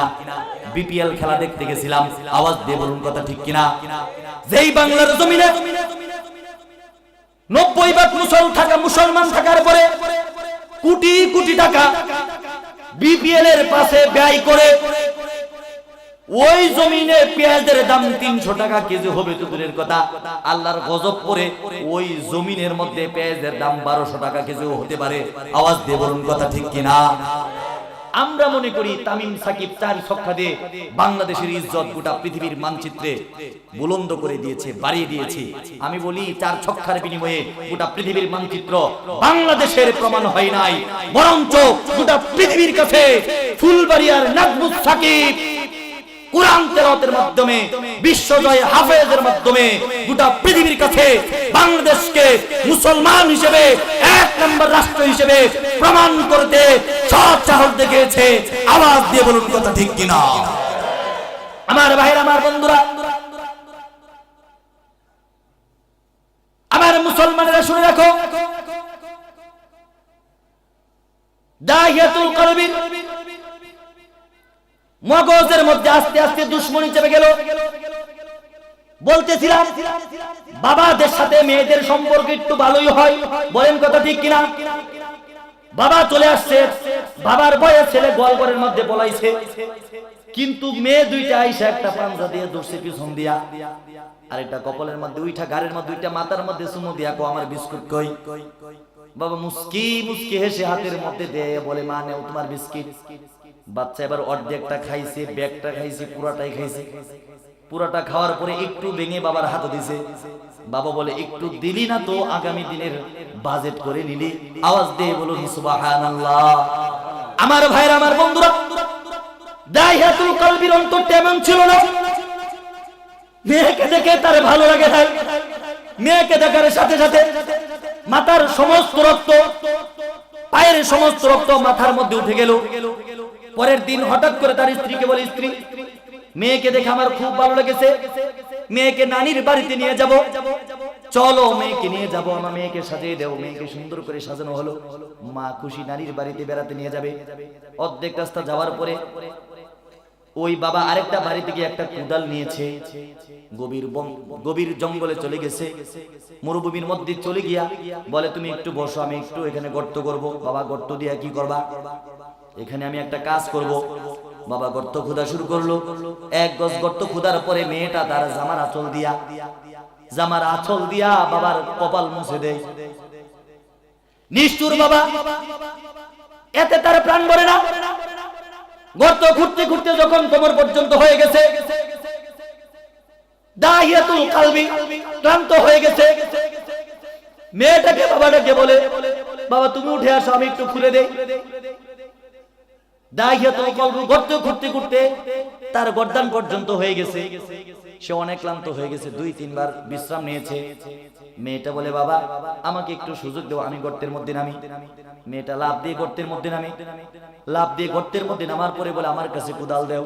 এখন মেয়েটা আস্তে আস্তে, ছোট বাচ্চা, মাত্র 8 বছরের কুচি একটা মেয়ে, যে মাত্র পৃথিবীর আলো বাতাস সম্পর্কে জ্ঞান ধারণ করে, এই মেয়েটা কুদাল দিয়ে অল্প একটু মাটি তুলে আবার বাবার কাছে কুদাল তুলে দেয়।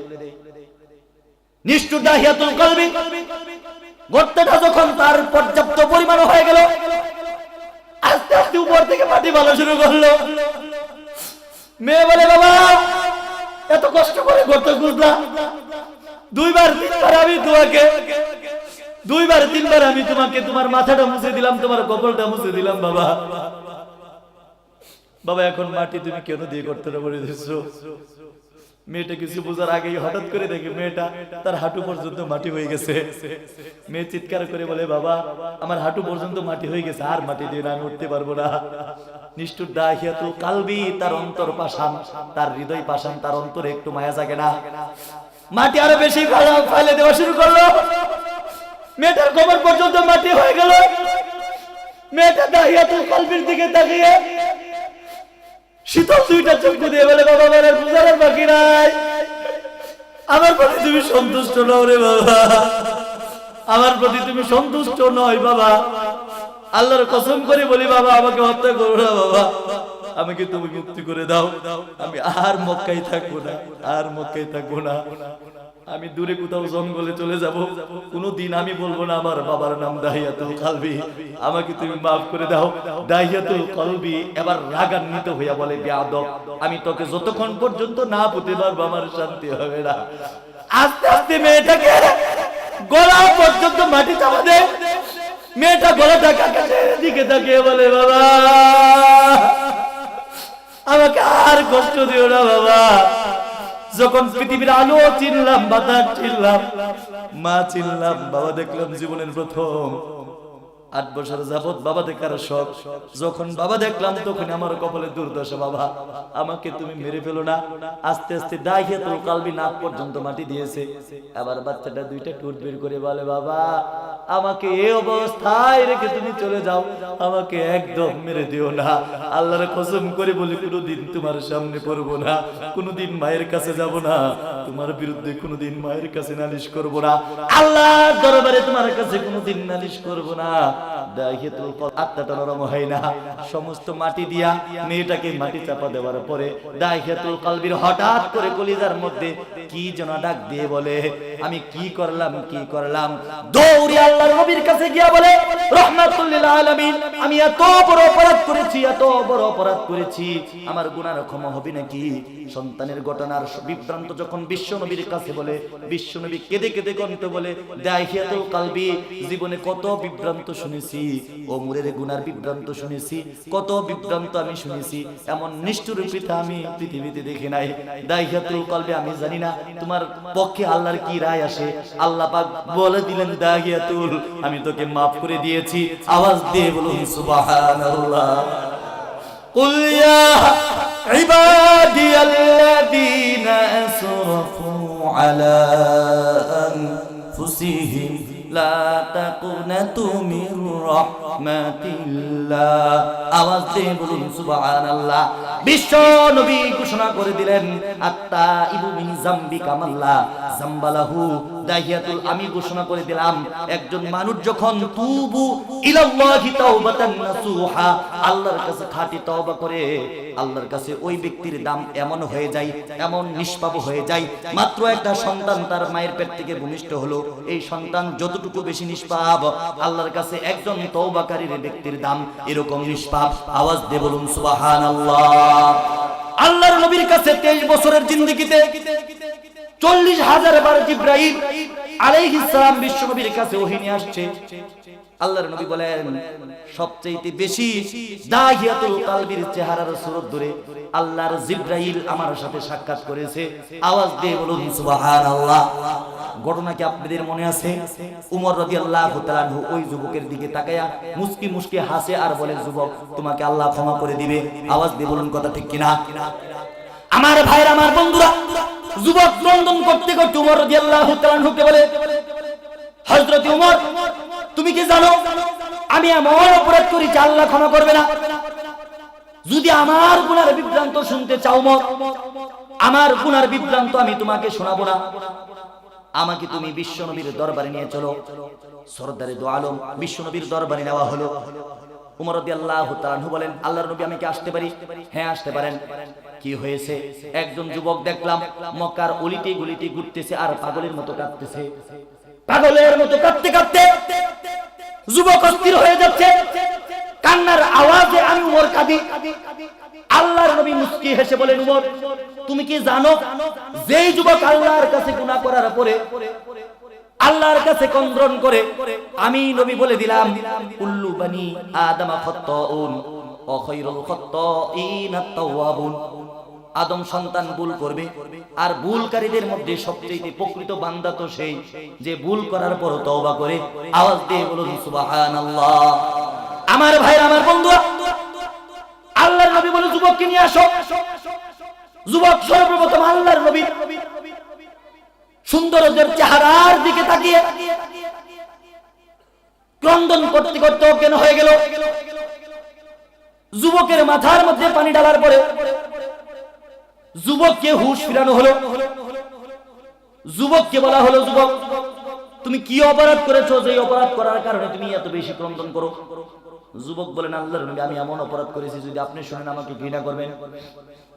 আল্লাহর নবী বলেন, ওমা আরসালনাকা ইল্লা রাহমাতাল লিল আলামিন, আমাকে গোটা পৃথিবীর জন্য রাহমাতুল লিল আলামিন হিসেবে প্রেরণ করা হয়েছে।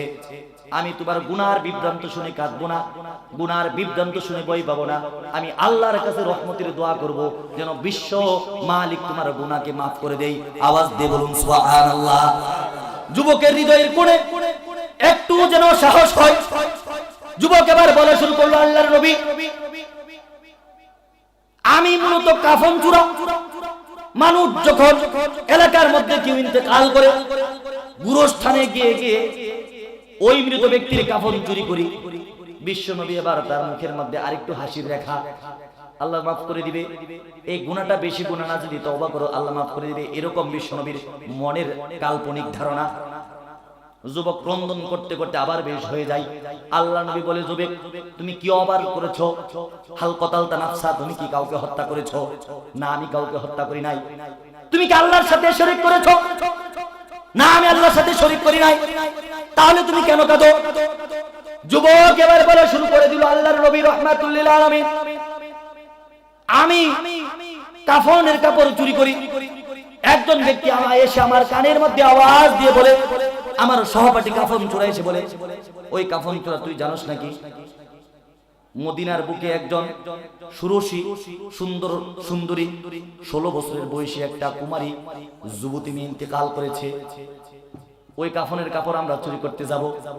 আমি বলে দিলাম, আমার ঘরের মধ্যে অভাব, আমার টাকার প্রয়োজন বেশি, আমার ঘরের মধ্যে স্ত্রী নাই, সন্তান নাই, আমার ঘরের মধ্যে অনেক পেরেশানি, আমি আজকে কাফনের কাপড় একা চুরি করতে যাব।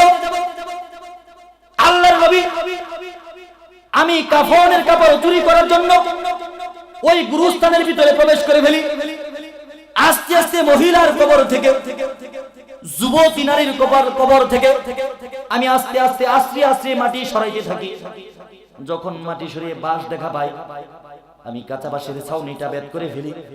আস্তে করে আমি দুই হাত কবরের দুই পাশ দিয়ে গুরুস্থানের ভিতরে, কবরের ভিতরে প্রবেশ করে ফেলি, ঢুকে পড়ি। আল্লাহর নবী গো, আমি যখন কবরের ভিতরে ঢুকে পড়ি, আস্তে করে মহিলার মাথার মধ্যে যেই বাটটা ছিল ওই বাটটা আমি খুলে দেই। পায়ের মধ্যে একটা রশি ছিল, ওটাও আমি খুলে ফেলি।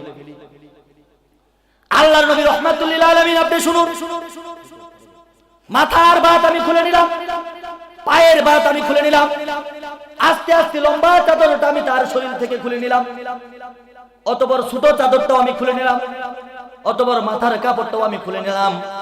সর্বশেষ ওই যুবতীর বক্ষ যুগল বেষ্টন করে যেই সাদা পোশাকটা ছিল, আমি ওই পোশাকটাও খুলে নিলাম।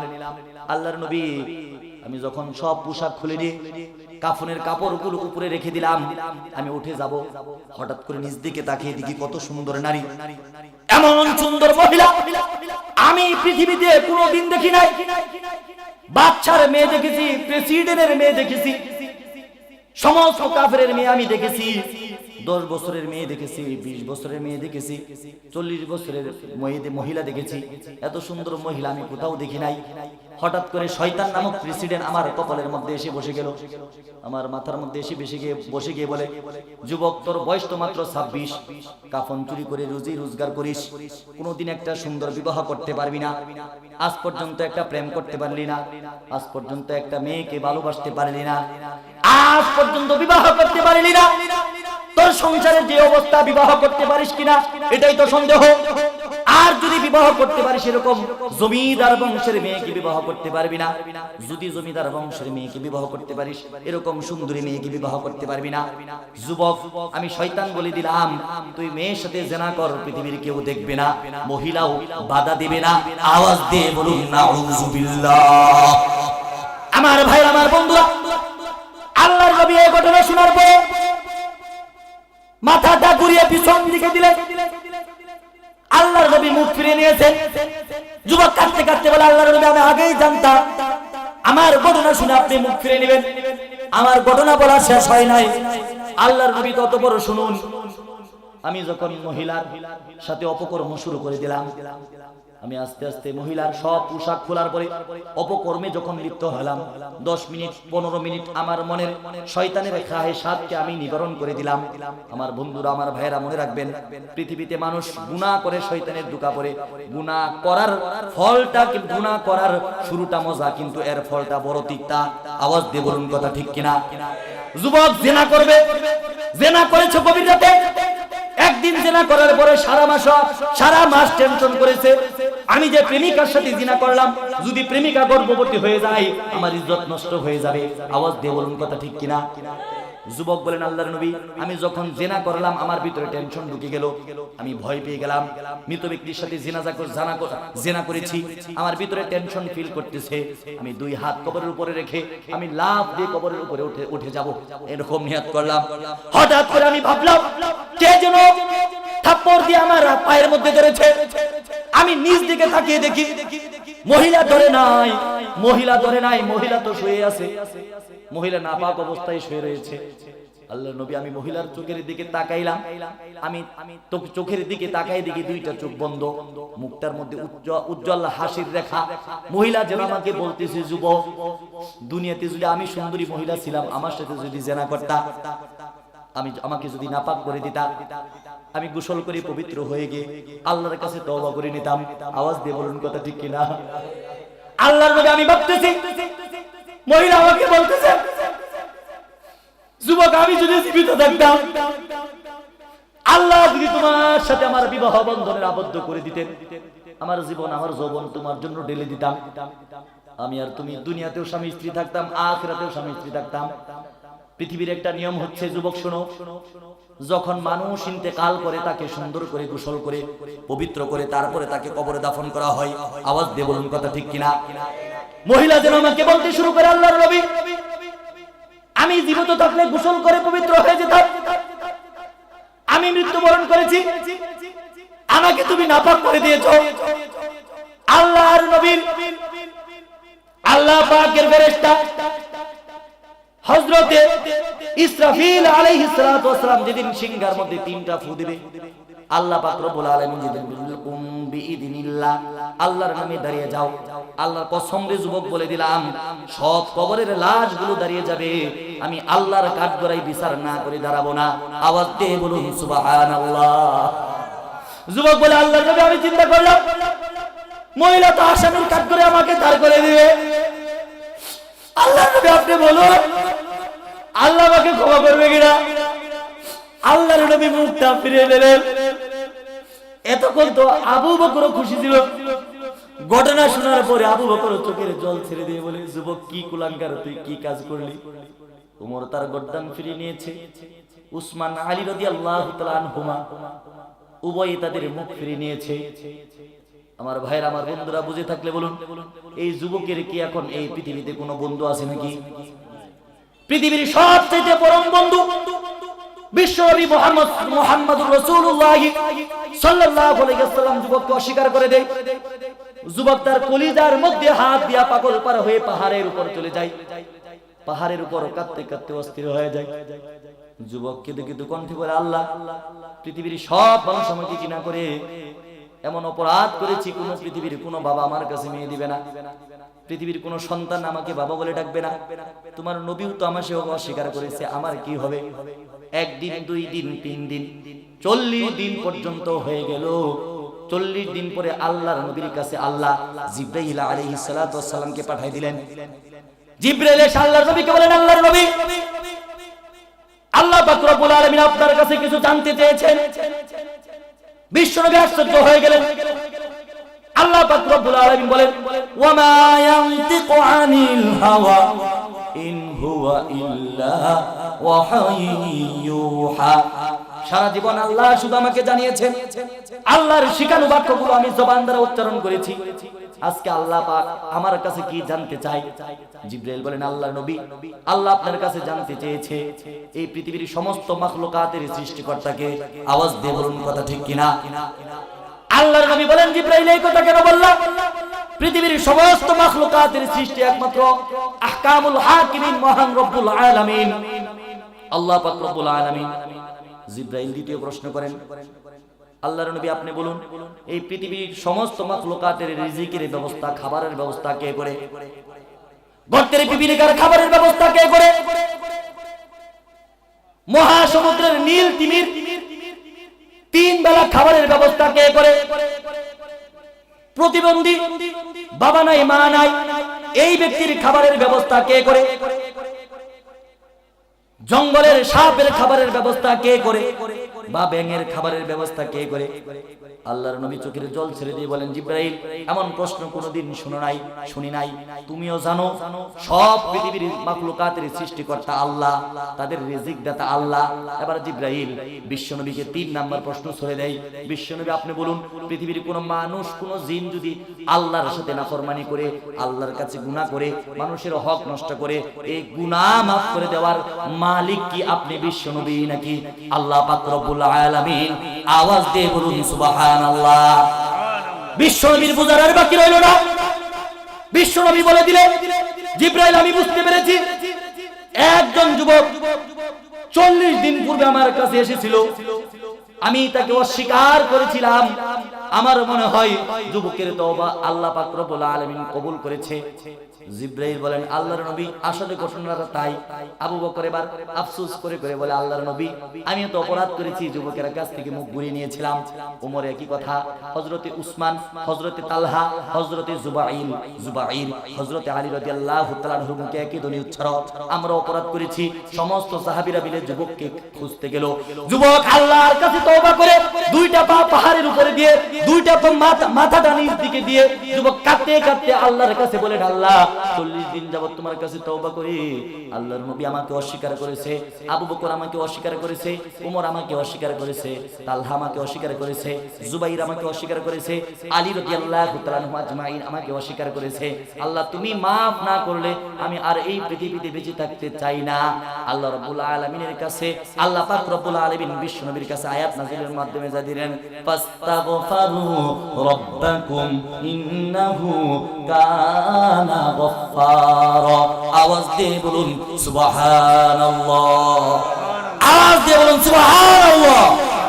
আমার ভাইরা, আমার বন্ধুরা, এতক্ষণ আলোচনার মাধ্যমে আপনারা বুঝতে পেরেছেন, শুনতে পেরেছেন, কোন মানুষ যদি খাস ভাবে আল্লাহর কাছে তওবা করে, আল্লাহ পাক রব্বুল আলামিন ওই ব্যক্তির জিনার গুনাহ, হত্যার গুনাহ, মায়ের পেটের সন্তানকে বিনষ্ট করার গুনাহ, পুরুষে পুরুষে জিনা করার গুনাহ, মহিলা মহিলা জিনা করার গুনাহ, সব গুনাহ maaf করে দিবেন কে?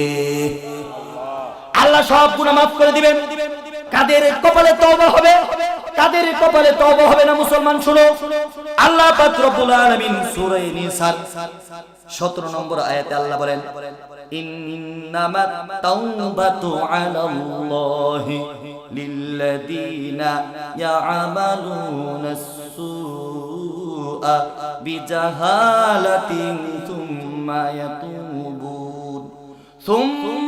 ইয়াতুবুনা মিন করিবিন ফাউলাইকা ইয়াতুবুল্লাহু আলাইহিম ওয়া কানাল্লাহু আলিমান হাকীমা। আওয়াজ দিয়ে বলুন সুবহানাল্লাহ। আল্লাহ পাক দয়ার নবী, মায়ের নবী, প্যার নবী, মাহবুবে নবী, সরদার নবী, আকায়ে নামদার তাজদারি মদিনা মুহাম্মদুর রাসূলুল্লাহ সাল্লাল্লাহু আলাইহি ওয়াসাল্লামকে ডেকে ডেকে বলেন, আল্লাহর নবী শুনেন, ইন্নামাত তাওবাতু আলাল্লাহি লিল্লাযীনা ইয়ামালুনাস সুআ, আমি তাদের তওবাকে কবুল করে নেব যারা মূর্খতার কারণে, অজ্ঞতার কারণে, জাহিলিয়াতের কারণে, স্কুলে পড়ালেখার কারণে, মাদ্রাসার শিক্ষায় শিক্ষিত না হওয়ার কারণে ভুল করে গুনাহ করে।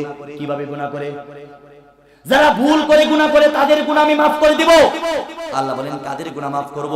লিল্লাযীনা ইয়ামালুনাস সুআ, যারা ভুল বশত গুনাহ করে, বিজাহালাতিন, মূর্খতার কারণে, সুম্মা ইয়াতুবুনা মিন করিবিন, গুনাহ করার পরেই ওই যুবকের মতো টেনশন ঢুকে পড়ে, ওই মূসা আলাইহিস সালাতু ওয়াস সালামের উম্মতের মতো টেনশন ঢুকে পড়ে। আওয়াজ দিয়ে বলুন কথা ঠিক কিনা? সাথে সাথেই গুনাহ ছেড়ে দেয়, সাথে সাথেই লজ্জিত হয়ে যায়, সাথে সাথেই তাহাজ্জুদের নামাজ পড়ে সাজদার মধ্যে গিয়ে আল্লাহর কাছে ক্রন্দন করে। আল্লাহ বলেন সুম্মা ইয়াতুবুনা মিন করিবিন, যারা অচিরেই গুনার জন্য তওবা করে, ফাউলাইকা ইয়াতুবুল্লাহু আলাইহিম, আমি আল্লাহ পাক রব্বুল আলামিন তাদের তওবাকে কবুল করে নেব। আওয়াজ দিয়ে বলুন সুবহানাল্লাহ, ওয়া কানাল্লাহু আলিমান হাকীমা। আল্লাহ বলেন তাদের তওবা আমি কবুল করব না। শুনো, ওয়ালাইসাতিত তাওবাতু লিল্লাযীনা ইয়ামালুনাস সাইয়্যাত হাত্তা ইযা হাদারা আহাদুহুমুল মাউত ক্বালা ইন্নী তুবতুল আনা ওয়ালাল্লাযীনা ইয়ামুতুনা ওয়া হুম কুফার উলাইকা আ'তাদনা লাহুম আযাবান আলীমা। ওয়ালাইসাতিত তাওবাতু লিল্লাযীনা ইয়ামালুনাস সাইয়্যাত, যারা তাদের গুনাহের মিশনকে সচল রাখে, গুনাহের চাকার মধ্যে প্রতিনিয়ত তেল দেয়, এক সিগারেটের প্যাক শেষ হতেই আরেকটা শুরু করে দেয়, একদিন তাস খেলার পরে আরেকদিনের চিন্তা করে, একদিন নামাজ ছেড়ে দেওয়ার পরে আরেকদিন ছাড়ার নিয়ত করে। আল্লাহ বলেন এদের কপালে জেনে শুনে যারা গুনাহ করতেই থাকে, এদের কপালে কোনোদিন তওবা নসিব হবে না। লোকটা চিন্তা করলো ফজর থেকে নামাজ শুরু করব, বলে না ফজর থেকে নয়, যোহর থেকে গোসল করে লই। যোহরের সময় চিন্তা করে না, মাগরিব থেকে, মাগরিবের সময় চিন্তা করে আসা থেকে হঠাৎ করে আসার নামাজের সময় এলান হয়ে গেল, অমুক গ্রামের অমুক ব্যক্তি স্ট্রোক করে জাগাই বয়লার মুরগির মতো ইন্তেকাল করেছে। আওয়াজ দিয়ে বলুন কথা ঠিক কিনা? আল্লাহ বলেন কশিন কালেও এদের কপালে তওবা নসিব হবে না। কেন তওবা নসিব হবে না? হাত্তা ইদা হাদরা আহাদুহুমুল মাউত, কারণ হচ্ছে ইদা হাদরা আহাদুহুমুল মাউত, এরা মৃত্যু পর্যন্ত অপেক্ষা করে। ক্বালা ইন্নী তুবতুল আনা ওয়ালাল্লাযীনা ইয়ামুতুনা ওয়া হুম কুফার, আর যখন মৃত্যু এসে উপস্থিত হয়ে যায়, আজরাইল যখন এসে কপালের মধ্যে লাথি মারে, আজরাইল এসে যখন লজ্জাস্থানের মধ্যে লাথি মারে, লজ্জাস্থানগুলো যখন পেটের মধ্যে উপরের দিকে উঠে যায়, শরীরের অঙ্গ প্রত্যঙ্গগুলো যখন পেটের ভিতরে ঢোকা শুরু করে দেয়, লজ্জাস্থানটা যখন পুরুষাঙ্গটা যখন মানুষের পেটের ভিতরে ঢুকে যায়, যখন গলার মধ্যে মৃত্যুর যন্ত্রণা শুরু হয়ে যায়, আল্লাহ পাক রব্বুল আলামিন বলেন ওই মৃত্যুর মুহূর্তে যারা তওবা করে, ওই ফেরাউনের মতো আমি বলেছিলাম ফেরাউনকে আল্লাহ প্রস্রাব পায়খানা গু খাওয়াইছিলেন নীল নদে। আওয়াজ দিয়ে বলুন কথা ঠিক কিনা? মৃত্যুর যন্ত্রণা শুরু হওয়া পর্যন্ত যারা অপেক্ষা করে তাদের কপালে তওবা কবুল হবে না। আল্লাহ বলেন ইন্নী তুবতুল আনা ওয়ালাল্লাযীনা ইয়ামুতুনা ওয়া হুম কুফার।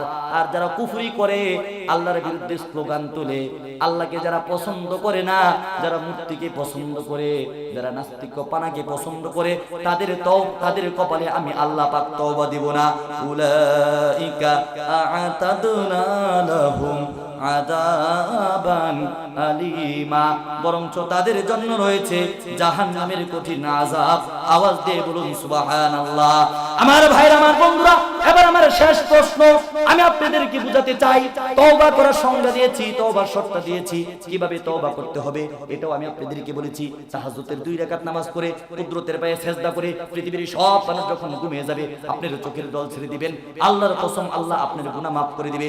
আল্লাহ পাক বলেন শুনো তওবা করলে কি বা, সূরা তাওবার 111 নম্বর আয়াতে আল্লাহ বলেন ইন্নাল্লাহা আশতারা মিনাল মুমিনিনা আনফুসাহুম ওয়া আমওয়ালাহুম বিআন্না লাহুমুল জান্নাহ। আওয়াজ দিয়ে বলুন সুবহানাল্লাহ। মুসলমান, তোমার সম্পদের বিনিময়ে, তোমার জীবনের বিনিময়ে, তওবার বিনিময়ে আমি আল্লাহ আমার জান্নাতটা তোমাদের কাছে বিক্রি করে দিলাম। আওয়াজ দিয়ে বলুন সুবহানাল্লাহ। আওয়াজ দিয়ে বলুন সুবহানাল্লাহ।